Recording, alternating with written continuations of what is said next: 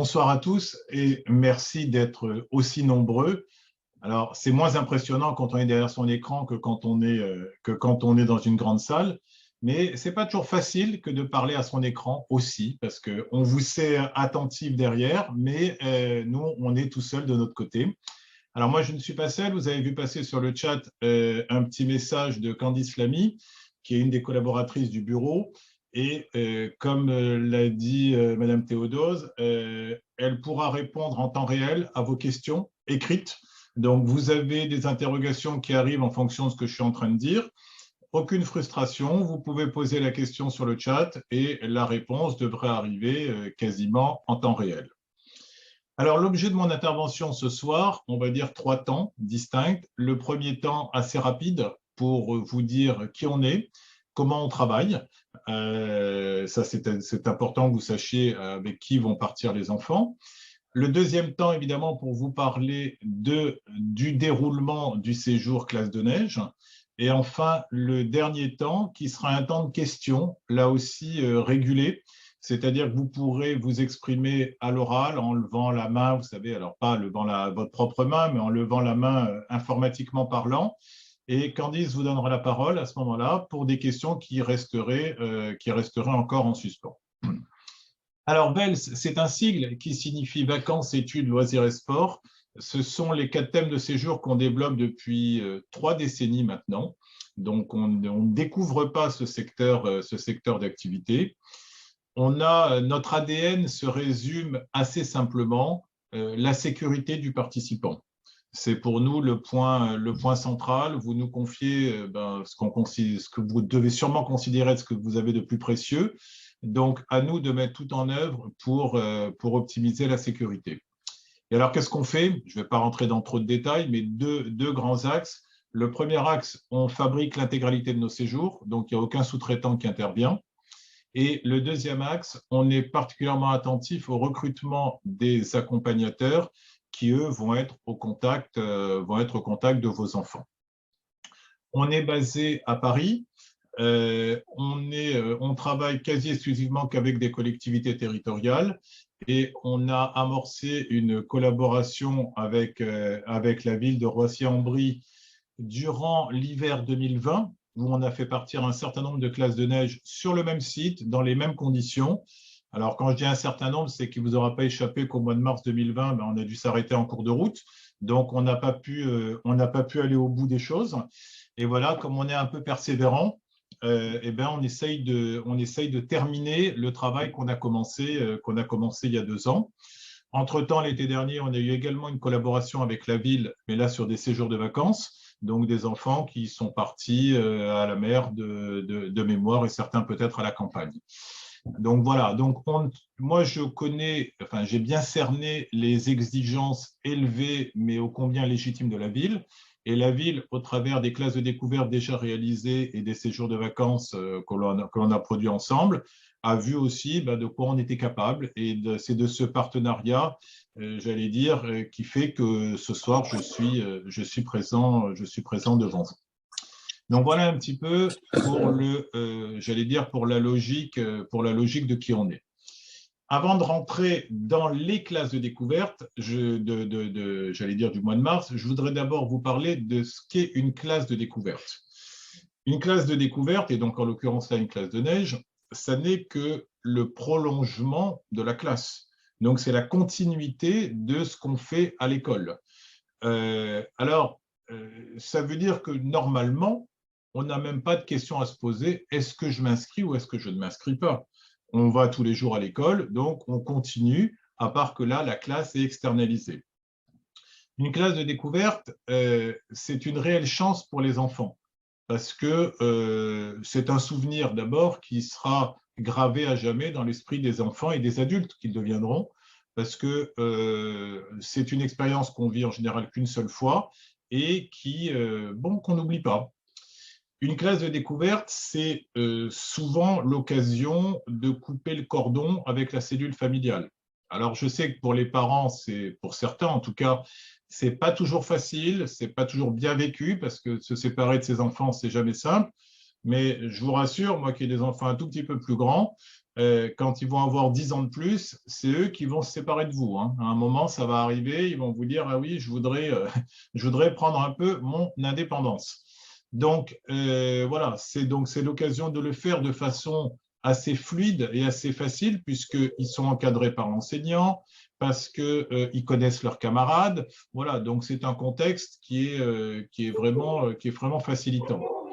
Enfin, une classe de découverte, ça se prépare en amont par les enseignants, donc ça se travaille en classe avant, ça se vit pleinement pendant, et encore une fois, c'est une période qui permet aussi d'accroître la sociabilisation de l'enfant, puisque voilà, on va vivre le groupe dans son intégralité pendant une semaine. On va découvrir son enseignant ou son enseignante sous une autre facette. Là, il les voit j'allais dire que 7-8 heures par jour. Là, ils vont les voir H24. Donc, ça se vit pleinement pendant tout le séjour. Et puis, ça s'exploite après séjour. Il y a toujours une exploitation pédagogique qui est faite après le séjour. Donc, un enfant qui ne participerait pas pour des raisons diverses et variées dans lesquelles je ne vais pas rentrer ce soir, eh bien, c'est la triple peine.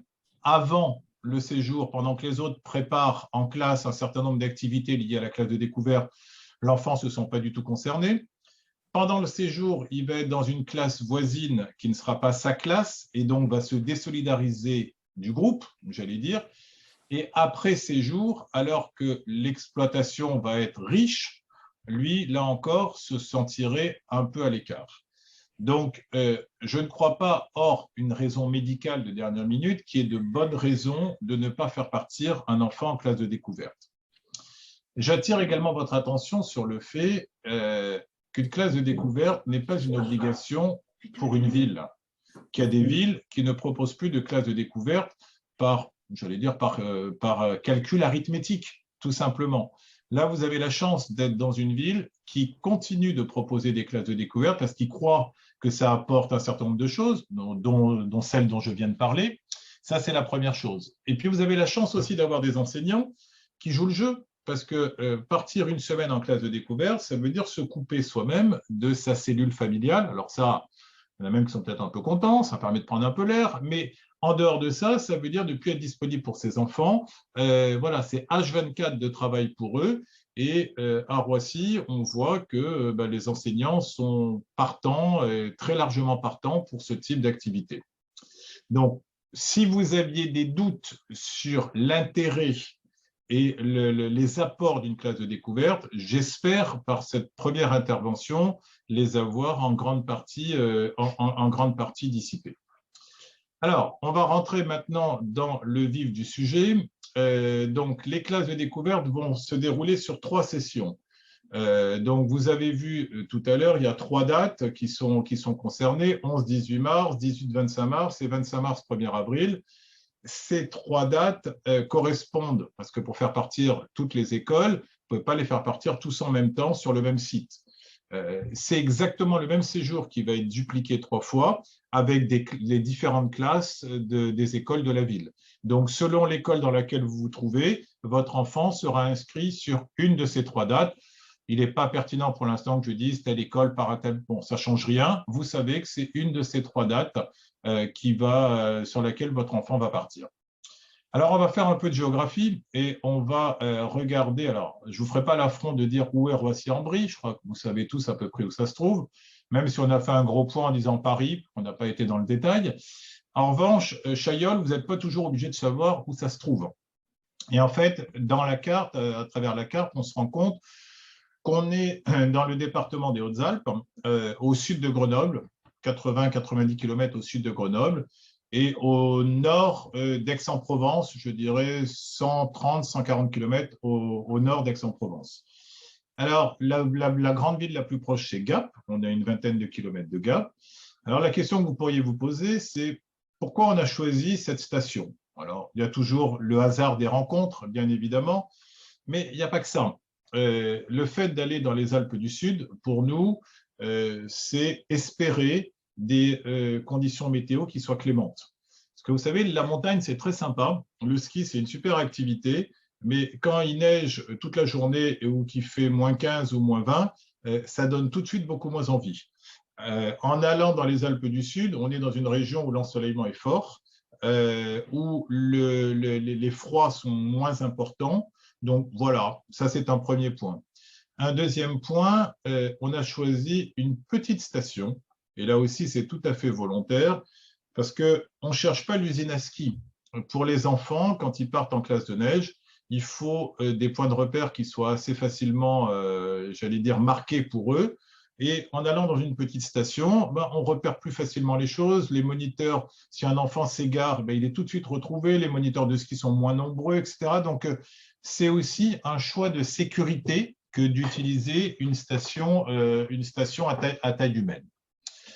Alors, on va parler maintenant qu'on a fait de la géographie, on va faire un peu de logistique, de transport. Comment ça va s'articuler? Alors, c'est exactement la même, comme je le dis, hein, pour tous les 3 séjours, c'est exactement la même chose. Donc, on vient vous chercher toujours à Roissy-en-Brie, en autocar. Alors, le point de départ vous sera donné, l'horaire, tout ça, ce n'est pas ce soir qu'on va vous donner ces informations. Ça, c'est la ville qui vous les transmettra un peu plus tard. Donc, de l'autocar entre Roissy-en-Brie et la gare de Lyon. À la gare de Lyon, du TGV, donc entre Paris et Grenoble, 3 heures de TGV. Et ensuite, à nouveau du car. Alors, on a mis 2 heures, mais c'est large, hein, c'est entre 1h30 et 2 heures d'autocar entre Grenoble et Chaillol. Ce qui est vrai à l'aller, vous voyez, on n'a pas trouvé beaucoup mieux pour le retour. On fait exactement la même chose en changeant le sens des flèches et on comprend bien comment les choses vont s'articuler. On rappelle que pour le voyage aller, il vous faut fournir un panier repas, hein, parce qu'à midi, ils seront forcément dans les transports le premier jour, pardon. Et évidemment, fournir des masques pour le voyage. J'y reviendrai dans la partie protocole sanitaire, mais on ne monte pas dans un train si on n'a pas de masque. Donc voilà pour le transport. On va pouvoir avancer sur l'hébergement. Alors, l'hébergement, donc, on est dans un chalet qui s'appelle Le Cali. Donc, vous voyez une photo en haut à droite et vous allez en voir un peu après. Alors, on est situé à 1600 mètres d'altitude. Donc, on a beau être dans les Hautes-Alpes, on n'est pas à 300 mètres d'altitude. Hein, donc, la neige, il y en a. Et on va jusqu'à plus de 2000 mètres sur les pistes en termes d'altitude. Le chalet est situé à 300 mètres du départ des remontées mécaniques. Donc, on est vraiment tout proche des pistes. Pour autant, pour faciliter la logistique des enfants, on a une salle sur les pistes dans laquelle le matériel de ski reste entreposé. Comme ça, les enfants n'ont pas à porter leur ski, même sur 300 mètres. Je le redis, au ski, il est important d'avoir de bonnes conditions environnantes. S'il ne fait pas beau, que vous devez porter vos skis pendant un quart d'heure, 20 minutes, que vous avez froid, parce que vous êtes mal équipé, ça devient tout de suite compliqué pour un enfant, d'autant plus. Donc, on essaye d'être facilitateur dans la manière, dans chacun des détails que l'on gère.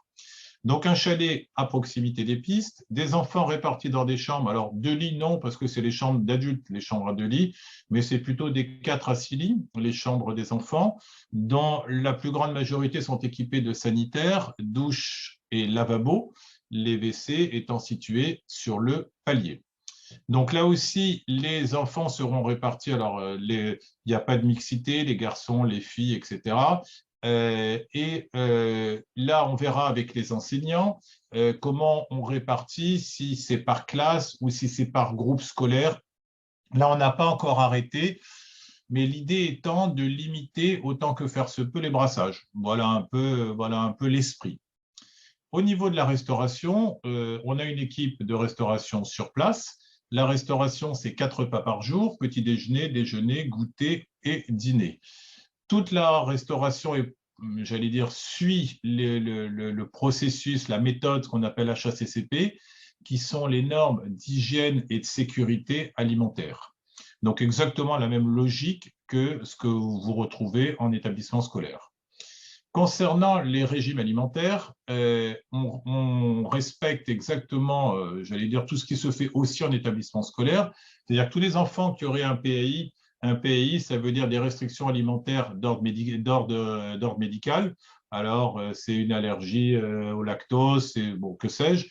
Là, il faut bien qu'on ait toutes ces informations qui nous sont transmises par les enseignants avant le départ, qu'on transmet nous sur le centre. de telle façon à ce que le cuisinier puisse respecter scrupuleusement les restrictions. Quant au régime alimentaire d'ordre religieux, on fait exactement la même chose qu'en établissement scolaire, à savoir qu'on propose des repas sans porc, à base avec des viandes de substitution, bœuf ou poulet, ou des repas sans viande à base d'œufs, légumes et poissons. Voilà, donc voilà un petit peu ce qui concerne la restauration. En termes des aménagements sur le centre, alors chaque enseignant dispose de sa propre salle de classe. Je reviendrai là-dessus parce qu'en classe de découverte, on ne fait pas la classe exactement de la même façon qu'on l'a fait quand on est à l'école. Mais bon, ils disposent de leur salle de classe. On a différentes salles de repas, des salles à manger, ce qui permet là aussi de limiter les brassages de telle façon à ce que tout le monde ne soit pas au même endroit, voilà, on essaie de respecter les groupes scolaires, une grande salle de spectacle.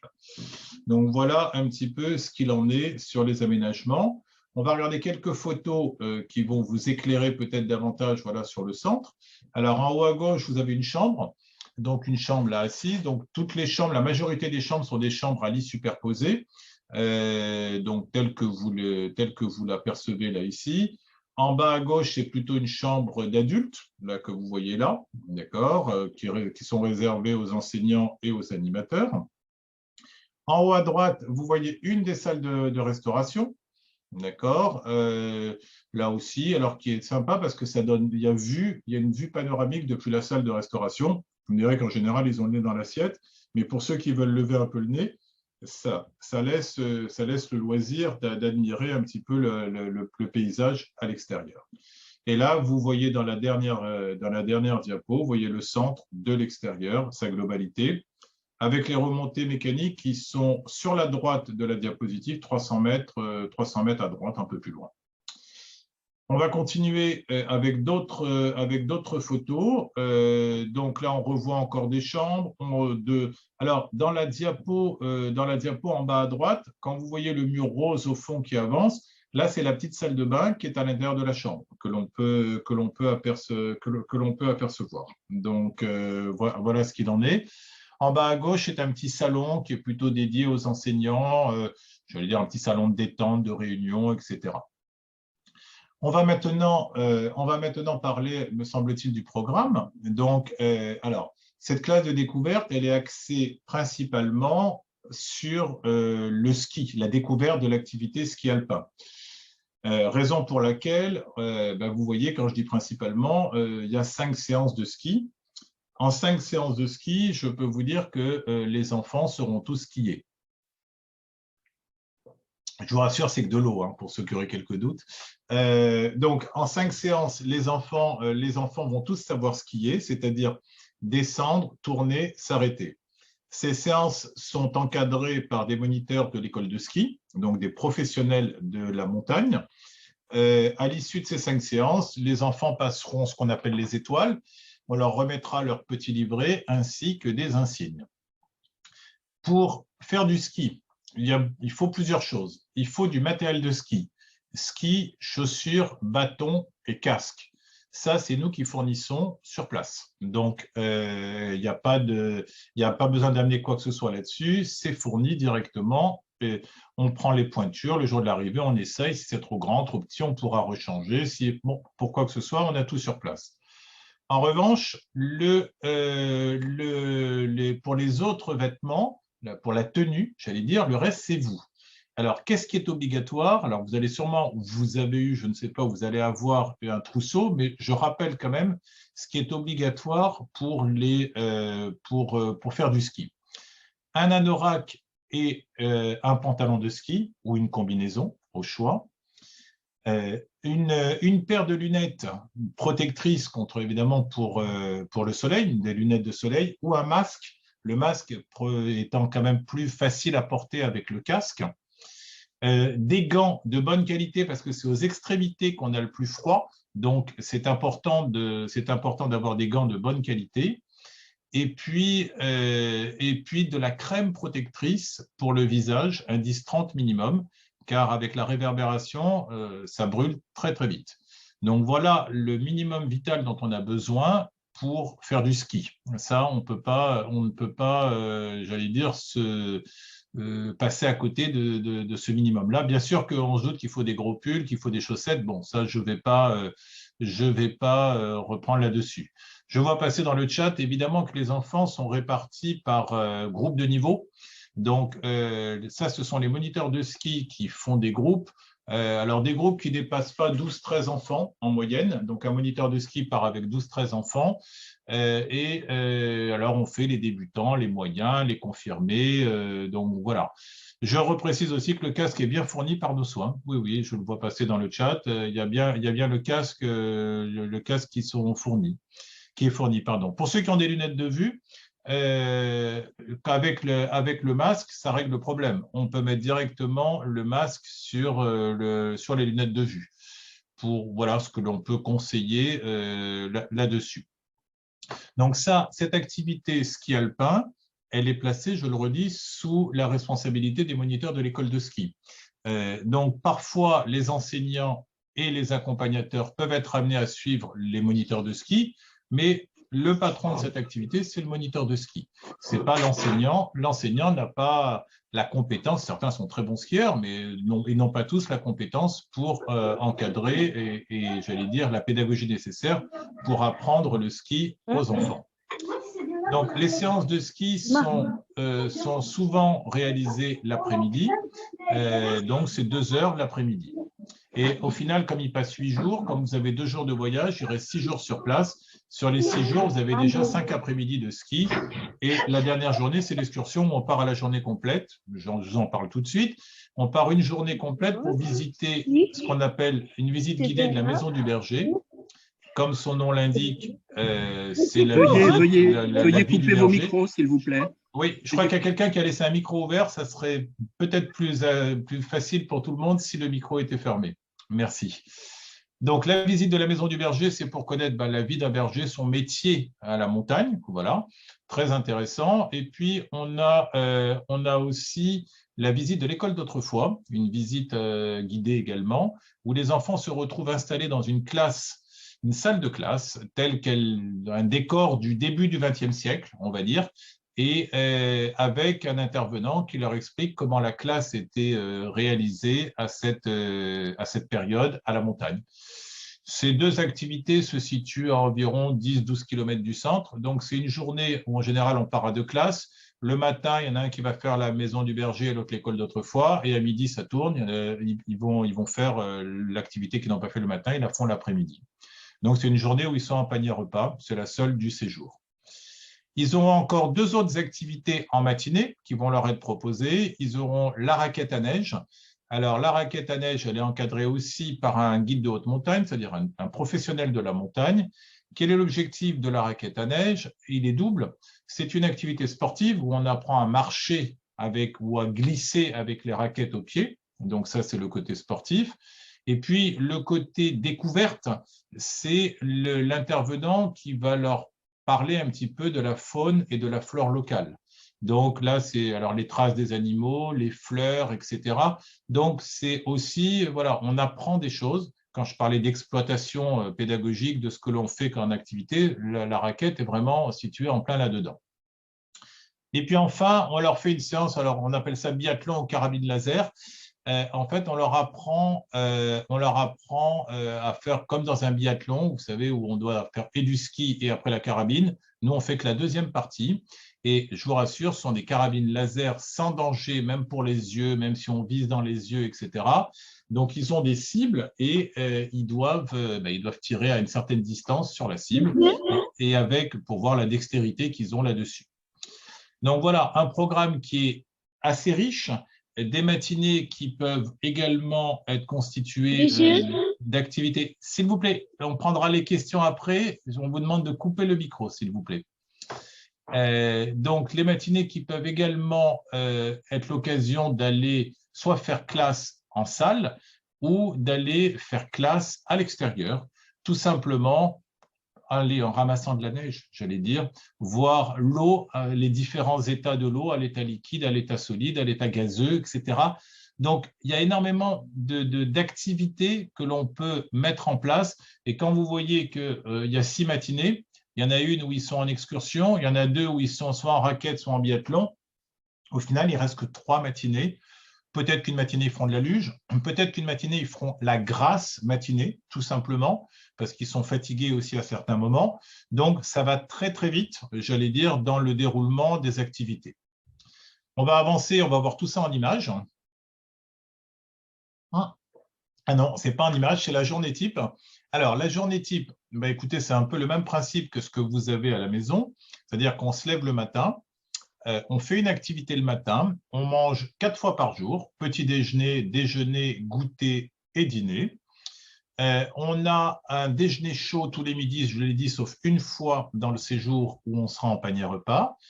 On a un petit temps calme en général après le repas. Et on va faire du ski. Alors, on a mis 15-17 heures, ça dépend. Les horaires peuvent être aménagés par l'école de ski. On a nos 2 heures de ski, on revient, on a le goûter, puis le temps des douches. Et ensuite, le dîner, avec, après le dîner, selon les souhaits des enseignants, une petite veillée ou animation, avec un coucher aux alentours de 21h30. Alors, au niveau de l'encadrement, le pivot de l'encadrement, c'est bien évidemment l'enseignant. L'enseignant, c'est la personne qui connaît les enfants depuis le début de l'année, c'est la personne que vous connaissez et c'est la personne qui aura la responsabilité du séjour. Pour autant, faire partir un enseignant tout seul avec 20 à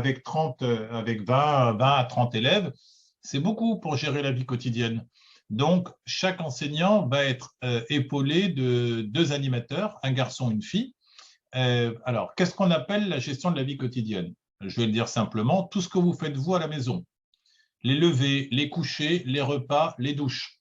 Ça, c'est la partie, la partie principale du travail pour les accompagnateurs. Mais également, ils sont présents pour accompagner les enfants sur les pistes, pour les aider à mettre leur ski, pour venir avec eux quand ils vont aller au musée du Berger, donc pour les encadrer pendant des temps d'activité. Même si ce n'est pas eux qui gèrent ces activités, ils sont là en encadrement. Ces 2 animateurs sont placés sous l'autorité de l'enseignant. Donc, je l'ai dit, l'enseignant reste le pivot de la classe de découverte. On a également, alors ces 2 animateurs, je l'ai dit, on en a parlé en début de réunion, sont recrutés suivant des critères alors, de compétences, mais aussi de bon sens. Qu'est-ce qu'on attend des accompagnateurs? Des gens qui aient la tête sur les épaules et qui fassent preuve d'une exemplarité sans faille vis-à-vis des enfants dont ils ont la charge. Pour répondre à une question que je vois passer, ce ne sont pas des animateurs de la ville, ce sont des animateurs VELS. Alors, ils pourraient habiter Roissy-en-Brie. Et si d'ailleurs, et je lance un appel, si vous connaissez des animateurs qui habitent Roissy-en-Brie ou qui habitent autre part et qui seraient intéressés pour encadrer, il me semble qu'on a encore quelques postes à pourvoir. Donc, on est ouvert, mais l'employeur de ces animateurs, c'est VELS, ce n'est pas la ville. Voilà, c'est nous qui avons la responsabilité du recrutement et de l'encadrement de ces personnels. À ces 2 animateurs par classe, on va rajouter un assistant sanitaire pour les différentes classes présentes, les différentes classes de Roissy présentes à une date donnée. Alors, quel est le rôle de cet assistant sanitaire? En fait, il a un double rôle. Assistant sanitaire, ça veut dire gérer le paramédical. Qu'est-ce que c'est le paramédical? Les enfants qui ont des traitements médicaux à suivre, donc garder les médicaments et les délivrer, j'allais dire, suivant les prescriptions. Gérer la bobologie, celui qui est tombé, qui s'est écorché, on va le désinfecter un petit peu et puis voilà. Et puis aussi, cet assistant sanitaire se transforme en animateur quand c'est nécessaire, c'est-à-dire que les animateurs ont une journée de congé par semaine. Pour que les enseignants ne soient pas dépourvus d'un animateur, il prend la place de l'animateur qui est en congé. Comme ça, les enseignants ont toujours 2 animateurs par classe. Ce qu'il faut retenir, c'est que les enfants sont encadrés 24 heures sur 24. Alors, 24 heures sur 24, ça veut dire aussi bien que vous le faites vous-même. Il me semble que quand vous allez vous coucher, vos enfants vont dans leur chambre et vous dans la vôtre. C'est exactement la même chose en classe de découverte. À un moment, l'animateur, il va se coucher, il va dans sa chambre. Et les enfants savent où est l'animateur. S'ils ont un problème la nuit, ils savent à quelle porte il faut taper, comme l'animateur, comme l'enseignant, ils savent exactement qui est où. Mais de la même façon aussi que les enfants, à un moment, jouent ou sont regroupés dans leur chambre entre eux sans que l'animateur soit avec eux. Même principe qu'à la maison. Parfois, ils jouent dans leur chambre, ils font leurs devoirs. Ben, là, les devoirs, je crois qu'il n'y en aura pas beaucoup à cette période-là, mais ils peuvent être entre eux aussi, et c'est tout à fait normal. Mais ce que je veux dire, c'est que pour toutes les activités et à l'intérieur du chalet, il y a toujours des accompagnateurs avec eux. Et enfin, on a des moniteurs, des moniteurs diplômés dans leur spécialité pour l'ensemble des activités qui leur sont proposées et dont j'ai déjà parlé. Eh bien, on va poursuivre. On va poursuivre avec la santé. Alors, la santé, on fera la santé générale et puis la santé, j'allais dire, du moment. Donc, ce qu'il faut savoir, c'est que si votre enfant a un traitement médical, que ce soit récurrent ou occasionnel, il vous faut fournir et l'ordonnance et les médicaments.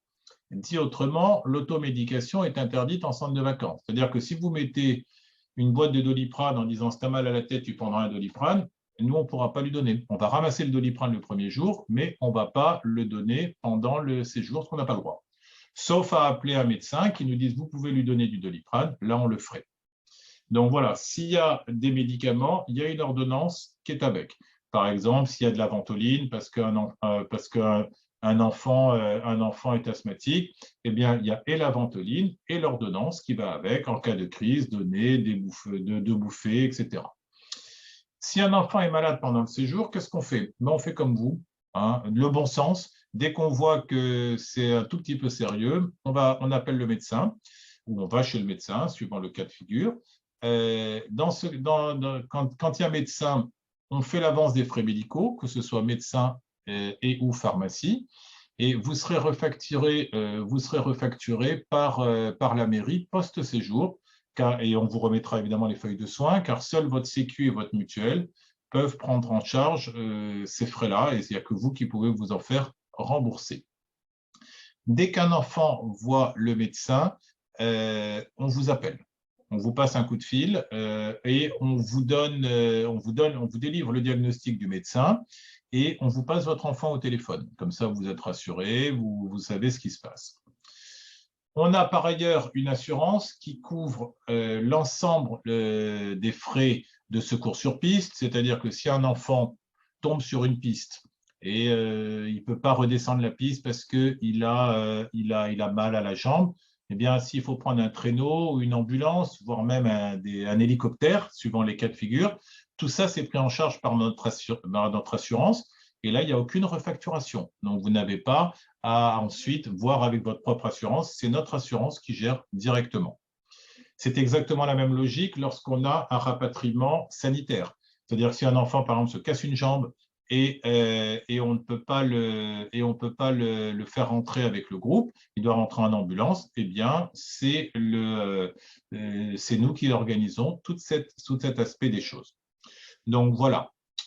J'ai vu passer sur le chat une question sur la communication. On va y arriver. Hein. Je crois que c'est la diapo d'après, ou peut-être deux après. Là, on va peut-être faire justement un petit point Covid. Alors, le Covid, tout le monde a son idée sur la question, ce qui est bien, pas bien, si c'est dangereux, pas dangereux, si c'est fini, pas fini. Moi, je ne suis pas là pour donner des leçons à quiconque, d'autant plus que je ne suis pas médecin. Mais on est là simplement pour avoir des retours d'expérience. Ça fait 2 ans qu'on vit cette situation. Nous, pendant ces 2 années, à chaque fois que l'État nous a permis de travailler, on a travaillé. Et on a travaillé, j'allais dire, sous protocole Covid, qui n'est jamais le même. Voilà, il est évolutif dans le temps, suivant l'évolution de la pandémie, des virus, etc. Ce que je peux vous dire, c'est que travailler sous protocole Covid, c'est tout à fait gérable. Il ne faut pas y voir là un handicap important, j'allais dire, pour l'organisation du séjour. Ça demande de la rigueur, évidemment, un peu plus de rigueur que dans un séjour classique, mais ça ne crée en aucun cas de la frustration pour les participants. Donc, si je vous dis ça, c'est qu'on est habitué à travailler sous protocole Covid. Et actuellement, voilà, aujourd'hui, au moment où je vous parle, on a des enfants qui sont à Saint-Michel-Chaillol en classe de neige. Et on est sous protocole Covid et les choses se déroulent tout à fait normalement. Donc, il n'y a pas d'inquiétude. Donc, ça, c'est le cadre global. Il ne faut surtout pas, je veux dire, l'État sait prendre ses responsabilités. Aujourd'hui, l'État autorise tous les séjours classe de neige, comme séjour de vacances, aller à la montagne, au sport d'hiver. Et il me semble, mais ça c'est un avis tout à fait personnel, que quand on est au grand air et qu'on est dans des effectifs plus réduits qu'à l'école, la probabilité de contracter le Covid est moins forte. C'est un avis, j'en fais pas une statistique, j'en fais une remarque de ce que l'on peut vivre sur nos différents séjours. Donc, ça, c'est un premier point sur lequel je voulais insister. Le deuxième point sur lequel je voulais revenir, c'est que le Covid pour les enfants, alors là aussi, dans ce qu'on nous dit, mais bon, je crois qu'on peut croire quand même, il y a un minimum de choses qu'on peut croire, n'est pas dangereux. Bien sûr qu'ils peuvent le contracter, le transmettre, mais j'allais dire, ça ressemble souvent à un rhume avec un peu de fatigue ou non, mais voilà ce qu'il en est pour un enfant. Donc ça, c'est le risque maximum encouru, j'allais dire, qui puisse arriver à un enfant. Bien. Une fois qu'on a dit ça, nous, on applique les protocoles tels qu'ils sont à date. Donc, ce que je vous dis aujourd'hui, peut-être qu'il sera le protocole, à mon avis, il me semble qu'il ne peut être que plus souple au mois de mars, mais en tout cas, aujourd'hui, un enfant qui a moins de 12 ans, ce qui doit être le cas de l'ensemble des participants, n'a pas besoin de passe sanitaire, vaccinal ou autre. Donc, je le dis avec des mots très simples. Vous n'êtes pas obligé de faire vacciner votre enfant pour qu'il parte en séjour. Point. Donc ça, c'est déjà le premier point. En revanche, votre enfant devra porter un masque aussi bien dans le chalet que durant les temps de transport. Alors, dans les trains et cars, ça, on le comprend bien. Dans le chalet, on lui fait porter le masque, j'allais dire, dans les lieux de regroupement. Les lieux de regroupement, ça veut dire quand on va de sa chambre à la salle de repas, on va porter le masque. Et quand on va être en salle d'activité. Voilà. On le portera également aux remontées mécaniques, dans les files d'attente des remontées mécaniques. Voilà les moments où on doit porter le masque. Ou si on est en activité à l'intérieur, quand ils vont aller à l'école d'autrefois, évidemment que dans la salle, ils vont porter le masque. Voilà. Bon, mais enfin, ça, on y est maintenant habitué. On a du gel hydroalcoolique, on a des thermomètres pour vérifier la température, on a un ménage approfondi des points contacts, donc les portes, etc., qui est fait plusieurs fois par jour. On respecte des distances entre les lits, entre les tables au réfectoire. On essaye de faire des groupes qui restent, d'éviter les brassages. Donc, on a toute cette logique-là. Et on a également une assurance Covid qui prend en charge le rapatriement d'un enfant qui serait positif et qu'il faudrait ramener. Donc, tout ça, si vous voulez, on fait de la prévention et on a aussi, j'allais dire, les assurances derrière si on a un problème. Mais, et j'ai vu passer une question dans le chat à ce sujet, moi, ce qui me paraît le plus important, ça consiste effectivement à partir avec un groupe, entre guillemets, sain. Et pour partir avec un groupe sain, quoi de plus naturel que de faire tester son enfant 24 ou 48 heures avant le départ? Alors, ce n'est pas obligatoire, on ne vous impose pas ça. En revanche, on vous le recommande, on vous invite, on vous incite à le faire pour votre enfant et pour les autres. Car si on a un groupe, je le redis, qui est totalement sain au départ, le risque de contracter le Covid est nettement moins important. Alors, on me demande, est-ce qu'on peut faire un autotest? Est-ce qu'on peut… Vous faites ce que vous voulez. Le PCR est le test le plus fiable, tout le monde le sait, mais le plus embêtant parce qu'il faut rentrer, j'allais dire, au fond du nez, c'est agréable pour personne. Euh, à partir du moment où ça n'est pas imposé, chacun est libre de faire ce qu'il souhaite, mais dès que quelque chose est fait, c'est toujours mieux que rien. Parce que s'il n'y a rien, on peut avoir des enfants asymptomatiques qui partent. Alors peut-être qu'on ne va pas s'en rendre compte, mais que d'autres vont s'en rendre compte derrière en l'attrapant. Donc voilà, et je l'ai redit, ce n'est pas un drame, mais ça complique la gestion de la vie du groupe.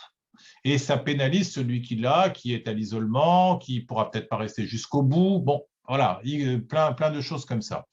Donc, le résumé, nous, on vous invite à faire un test PCR ou un antigénique avant de partir. Alors, évidemment, s'il est positif, qu'est-ce qui se passe? Je vois arriver ça. Évidemment que votre enfant ne partira pas. Si vous avez un test positif avant le départ, il ne faut pas amener votre enfant au départ. Et je le dis très clairement, les enfants qui seraient positifs avant le départ ne feront pas l'objet d'une facturation. Voilà, donc les choses sont parfaitement claires là-dessus. C'est tout à fait regrettable pour l'enfant parce qu'il est pénalisé, il peut pas partir. Mais à un moment, il y a un proverbe qui dit qu'il vaut mieux couper un doigt qu'un bras, voire le tronc. Donc, c'est pour ça qu'il faut absolument, encore une fois, j'insiste, je suis un peu désolé d'être insistant là-dessus, mais faites tester vos enfants avant le départ. Voilà, c'est le meilleur conseil que je puisse donner pour éviter d'avoir alors des mésaventures, encore une fois, qui se gèrent. Je le redis, qui se gèrent. Donc voilà. Les horaires de départ vous seront, je l'ai dit tout à l'heure, vous seront communiqués ultérieurement. C'est en matinée. Pour arriver l'après-midi, c'est en général une convocation entre 6h et 8h le matin. Je n'ai pas tout en tête, mais c'est toujours comme ça. Et vous rentrez et les enfants rentrent en fin de journée. On va passer à la suite. Et la suite, je pense que c'est la communication. Alors, je l'ai dit en introduction, j'ai dit voilà, c'est l'occasion de couper le cordon. Donc, si on coupe le cordon, c'était une image, mais ce n'était pas qu'une image. C'est aussi le cordon téléphonique, puisque les règles qui s'appliquent en classe de découverte sont les mêmes que celles qui s'appliquent en classe tout court. Il me semble que le téléphone portable n'est pas accepté en classe, à l'école. Donc, de la même façon, le téléphone portable n'est pas accepté en classe de découverte. Et alors, je vois passer dans le chat des gens qui disent, bon, alors on va prendre le problème de biais. Donc, si on ne peut pas prendre un téléphone, on va lui donner un appareil photo. Si c'est un appareil photo tout court, il n'y a aucun problème. Si c'est un appareil photo connecté à un téléphone, on ne pourra pas utiliser l'appareil photo. Donc, type jetable… Oui. Je me permets d'intervenir sur ce point, Monsieur Benoliel. Ça, ce sont des points qu'il faudra aborder avec les enseignants directement aussi, puisque parfois les enseignants ne sont pas nécessairement favorables au fait de ramener des objets qui ont une certaine valeur ou qui sont fragiles, etc. Donc ça, j'invite toutes les familles qui se posent ces questions-là, une fois que la visio sera terminée, à prendre contact avec les enseignants partants et qui sont donc responsables de leur enfant pour savoir quelles seront les règles appliquées à ce niveau-là. D'accord, mais en ce qui concerne le téléphone portable, je pense que cette règle… Le portable, oui. D'accord. Je parlais Oui, alors pour le reste, alors pour tous les objets de valeur, là, alors effectivement, c'est les enseignants qui décideront. Moi, ce que je peux vous dire là-dessus, c'est qu'on n'en a pas besoin et qu'ils sont bien à rester à la maison, les objets de valeur. Parce qu'après, quand il y a perte, vol, casse, ça crée toujours un certain nombre de problèmes et ni nous, ni la ville, ni les enseignants, ni nos accompagnateurs ne seraient responsables j'allais dire, de ce qui pourrait se passer. Donc, le mieux, c'est de ne pas en amener. Maintenant, si on prend un appareil jetable, ça vous verrez que vos enseignants, je pense que ce n'est pas un gros souci. Alors, vous allez dire, bon, très bien, donc on n'a pas de nouvelles, donc c'est bien, pendant 8 jours, on ne sait pas ce qui se passe. Non, on n'est pas si dur quand même. On n'est pas si dur.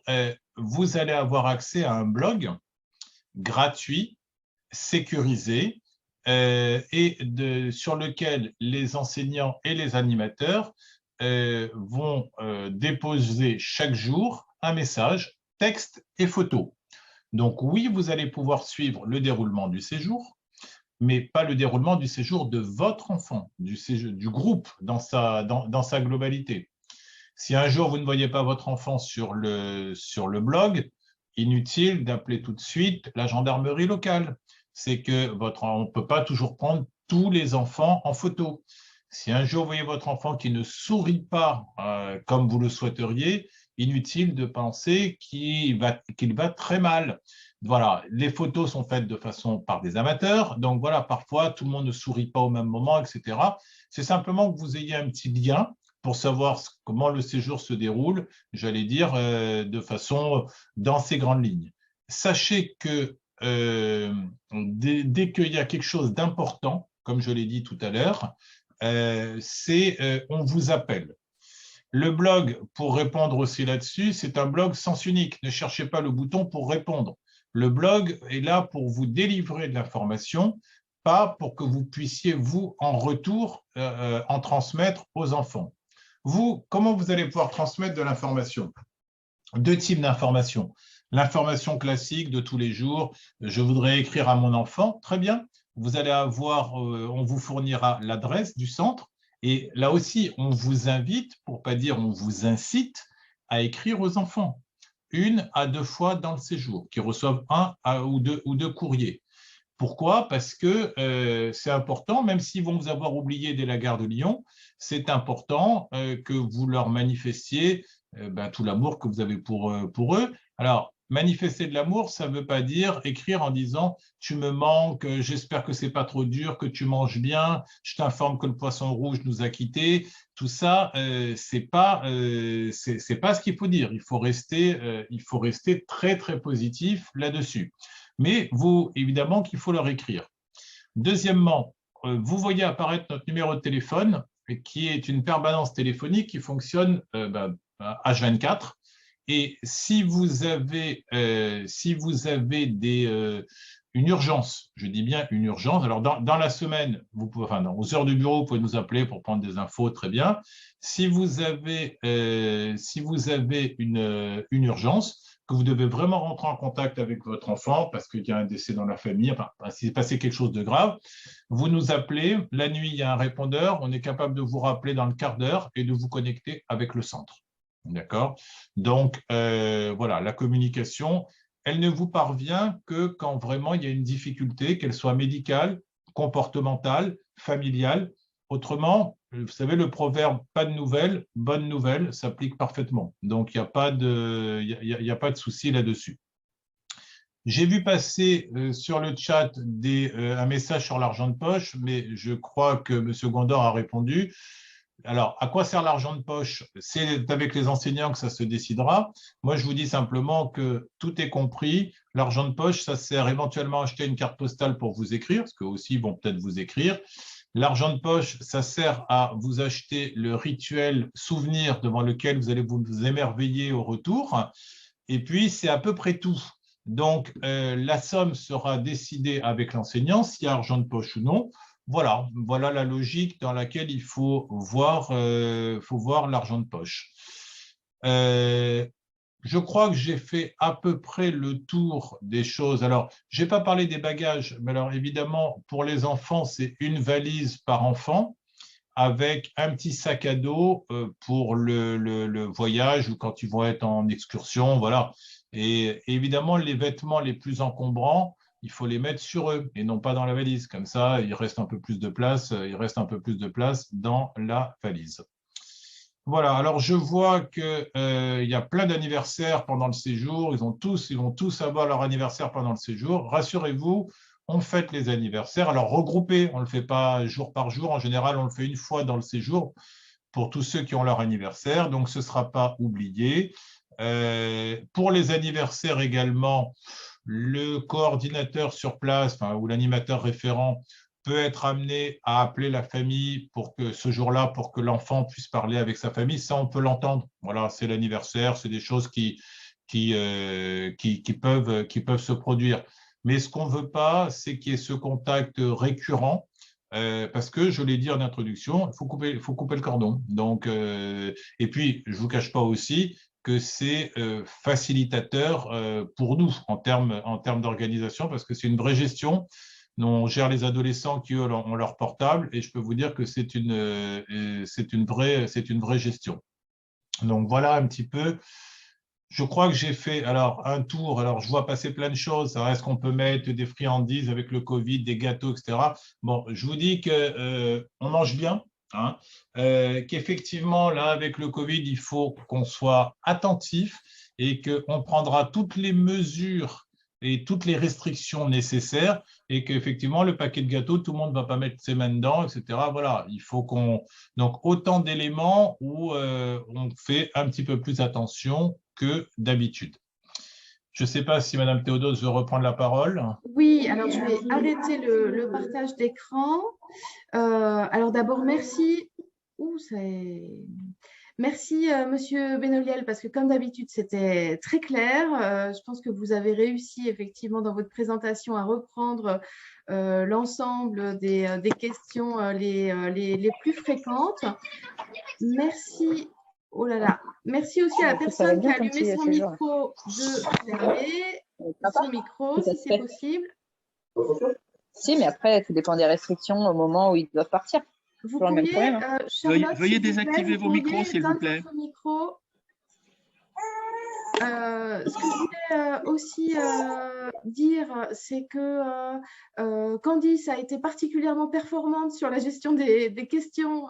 Donc bravo et merci, parce qu'effectivement, j'ai vu passer un certain nombre de réponses très précises. Merci beaucoup à nouveau. Ce qu'on peut dire en tout cas, c'est qu'effectivement, il y a plein de choses encore certainement qui vont vous revenir à l'esprit, et les enseignants vont être bien sûr vos interlocuteurs privilégiés.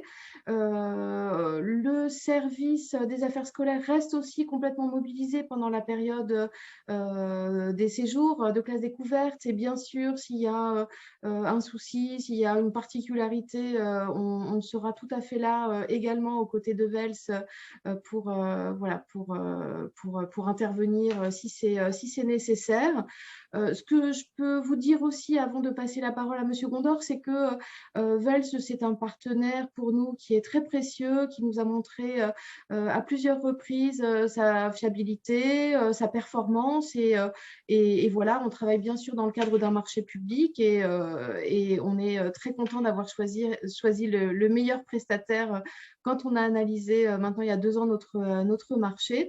Donc c'est vrai qu'on est quand même plutôt confiant sur l'organisation des classes avec VELS. Vous avez vu que c'est en tout cas plutôt facile, et que l'ensemble des questions sont vite répondues, comme diraient certains. En tout cas, voilà, n'ayez pas d'inquiétude, et s'il vous reste des questions, s'il vous reste effectivement des interrogations, n'hésitez pas à nous solliciter et solliciter vos enseignants. Monsieur Gondor va vous faire parvenir aussi par le biais des enseignants toujours un certain nombre de documents, parce que j'ai vu des questions sur les horaires précis, les lieux de départ, le trousseau, etc. Tout ça, bien sûr, c'est des éléments qui vont vous arriver très vite. Voilà, le train, etc.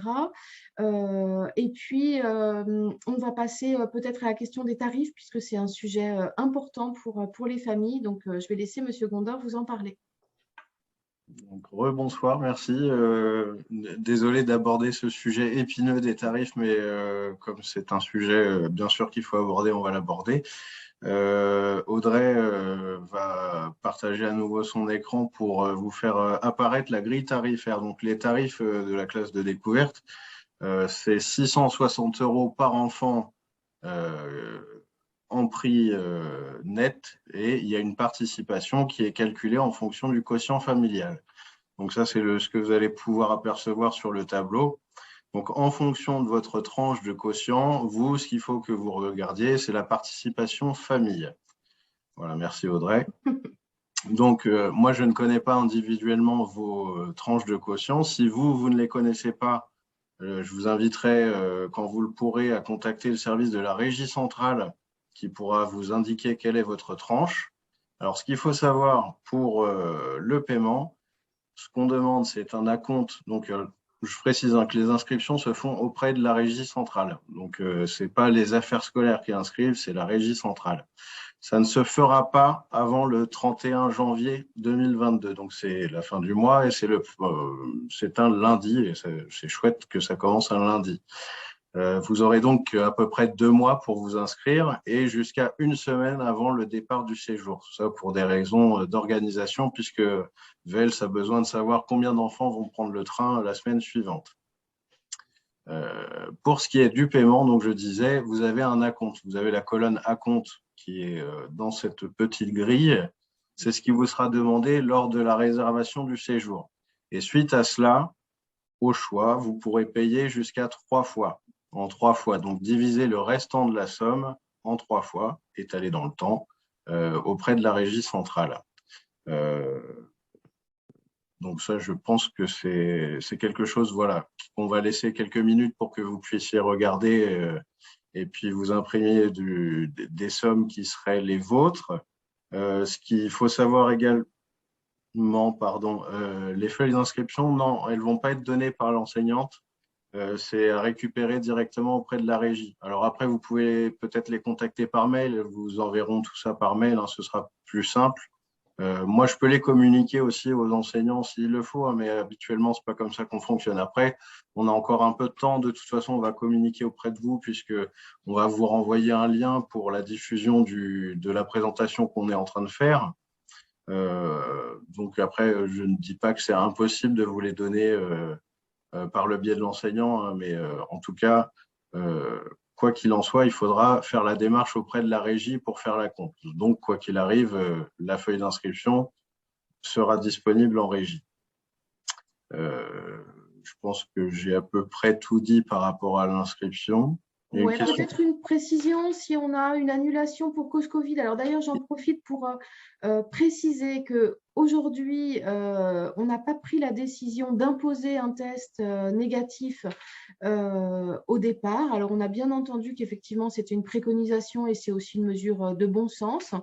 Bien sûr, si on avait une situation épidémique en mars très importante à nouveau, si on avait une mention particulière dans le protocole sanitaire et qu'il fallait l'exiger, bien entendu, vous en serez informé en temps et en heure. Et donc, pour ce qui est de ceux qui malheureusement ne pourraient pas partir la veille ou l'avant-veille du départ, Irénée, si tu peux…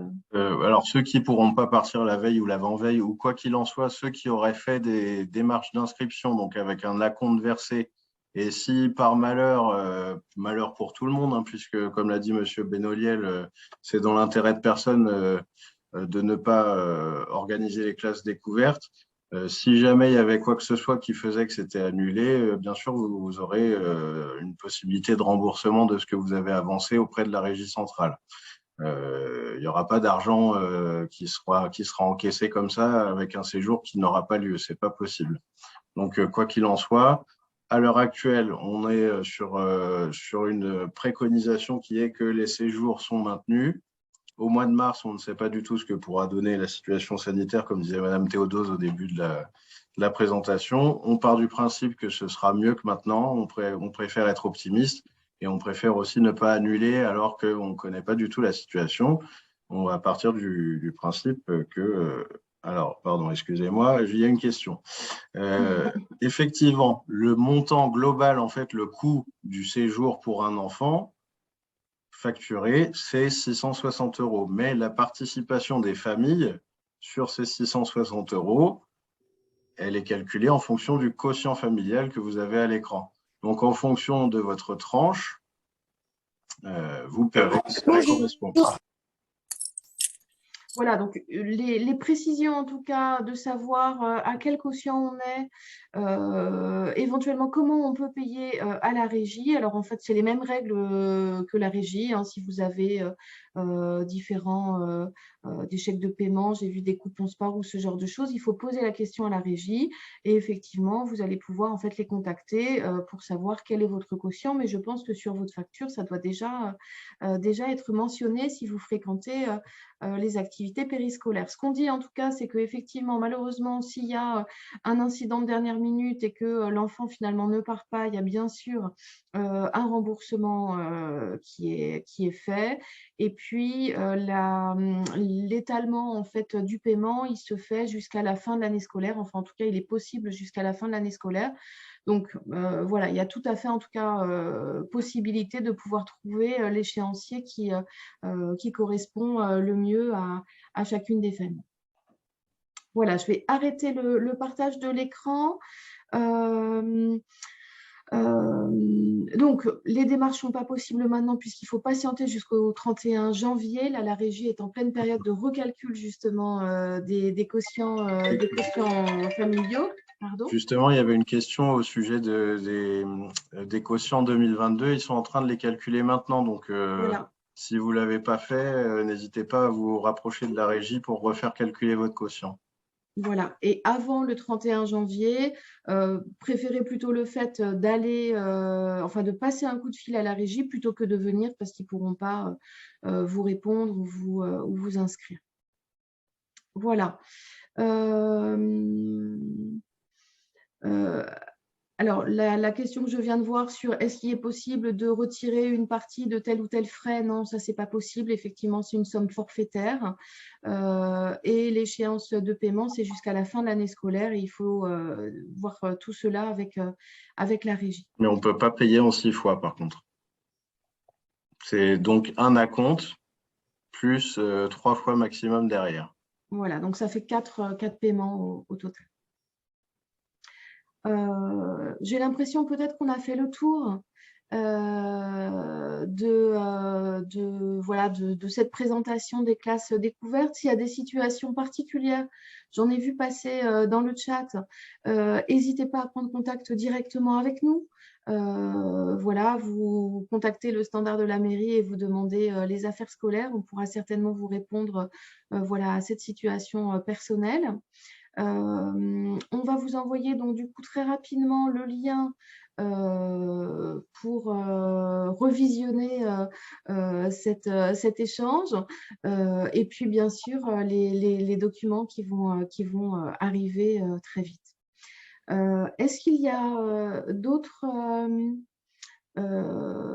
questions? Je regarde un petit peu les dernières. J'ai l'impression qu'on a vu pas mal de choses. En tout cas, pour les démarches d'inscription au séjour sur l'espace citoyen, pas à ma connaissance. C'est vraiment en direct auprès de la régie. Voilà, on s'inscrit auprès de la régie pour répondre à la dernière question.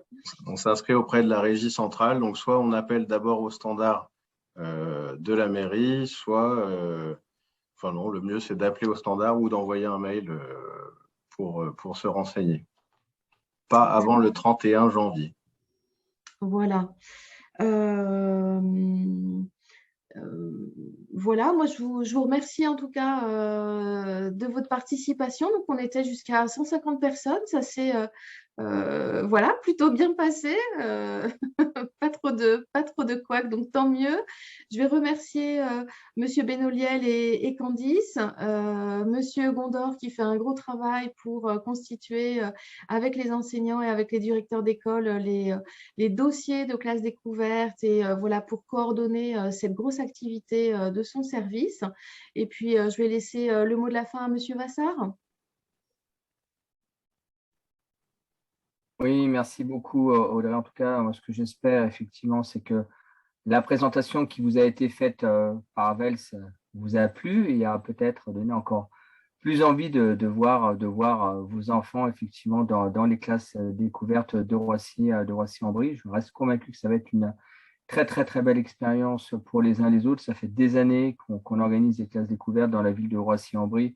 Les enfants reviennent toujours avec énormément de très beaux souvenirs et ça reste une expérience humaine très belle, en tout cas, qui les marque effectivement même des années après ce séjour. Alors, ce qu'il faut retenir, effectivement, je crois que c'est la première fois à Roissy-en-Brie qu'on fait une réunion avec autant de participants sur Zoom. Donc, un grand merci en tout cas pour l'organisation de cette réunion et à tous ceux qui y ont participer. Les classes découvertes, au-delà des aspects financiers qui vous ont été indiqués par Irénée Gondor, c'est également un énorme travail pour l'administration de Roissy-en-Brie quand on fait partir comme ça, près de 300 enfants, eh bien, vous imaginez le travail que cela suppose. Ça demande effectivement beaucoup de temps, beaucoup d'énergie pour que les choses soient le mieux gérées possible, que ce soit sur le plan administratif, hein, avec VELS ou avec l'ensemble des équipes éducatives. Alors, les classes découvertes, c'est aussi, je vais vous le dire en toute transparence et en toute sincérité, le premier budget, la première ligne pardon, du budget éducation. C'est une ligne très, très importante auquel nous sommes attachés depuis de nombreuses années à Roissy-en-Brie. On aurait pu faire comme d'autres communes, c'est-à-dire, et ce n'est pas M. Benolel qui me dirait le contraire, il y a un certain nombre de communes qui ont décidé de mettre un stop aux classes découvertes parce qu'elles coûtaient trop cher. Elles coûtaient trop cher en particulier aux municipalités. Ça n'a absolument pas été le cas de la collectivité de Roissy-en-Brie. On sait très bien que c'est un coût très important pour nous, mais également pour vous tous. Et nous en sommes pleinement conscients. Et je pense que cet effort financier partagé entre nous tous est complètement pris en compte aussi par VELS. Hein, et c'est ce pourquoi nous avons aussi un niveau d'exigence à leur égard qui est extrêmement important. Quand on fait partir près de 300 enfants, comme je l'indiquais, et 11 classes, et bien forcément, c'est une responsabilité extrêmement importante. Et pour pouvoir peut-être continuer dans les prochaines années avec eux, eh bien, il faut aussi que le niveau d'exigence soit tout aussi élevé. J'ai pleinement confiance, en tout cas, en eux pour faire en sorte que vos enfants et les équipes enseignantes passent le meilleur séjour possible. C'est la première fois d'ailleurs qu'on fait partir autant d'enfants en classe de neige, hein, parce que très souvent on pouvait avoir d'autres thématiques. Donc là, 11 classes de neige, voilà un très très gros, de très très nombreux départs voilà, de prévus. Nous sommes vraiment très très heureux de pouvoir effectivement organiser cela pour tous vos enfants. Voilà, comme je l'indiquais, en espérant qu'ils puissent avoir et revenir surtout avec énormément de plaisir. Voilà, parce que les classes découvertes, je vais vous donner un chiffre. C'était en 2019, on a eu près de 3/4 de nos petites Roissiennes et de nos petits Roissiens qui n'étaient pas partis à la montagne. Donc, pour beaucoup, ça va être aussi une première, hein, comme on peut dire, et ça va être, je pense, une première qui va être extrêmement enrichissante aussi sur le plan scolaire, sur le plan humain. Et pour eux, c'est aussi important de découvrir comme ça tous ces aspects de la montagne, pas tant l'école de ski, hein, qui va permettre peut-être à certains de pouvoir dévaler un petit peu, comme ça, de se laisser glisser sur la neige, mais aussi tous les aspects pédagogiques qui englobent aussi justement ces classes découvertes. Donc, écoutez, moi, j'espère en tout état de cause hein, que toutes les choses se passeront bien. Vous l'avez dit, M. Benoliel, il y a une chose qui est extrêmement très importante, c'est la sécurité des enfants. Vous l'avez indiqué au tout début de votre discours, nous y sommes très, très attachés. Et nous avons toute confiance, en tout cas, en vous pour faire en sorte que tout le monde puisse passer le plus beau et merveilleux séjour possible. Voilà. En tout cas, nous serons au départ avec l'administration, nous serons à l'arrivée pour à la fois vous voir partir et vous voir probablement revenir avec beaucoup de sourires et de joie. Merci en tout cas à tous pour votre écoute et je vous souhaite une excellente soirée. Merci beaucoup, Monsieur Vassar.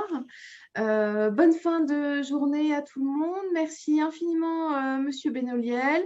Merci à vous et merci pour l'accueil que vous nous avez réservé et la confiance que vous nous renouvelez. Merci. Merci, Monsieur Gondor. Merci, Mme Théodose. Merci, Monsieur Vassar. Merci, VELS dans l'ensemble. Et puis, merci à tous les participants. Bonne soirée à tous. Merci. Merci. Bonne soirée. Bonne soirée. Bonne soirée.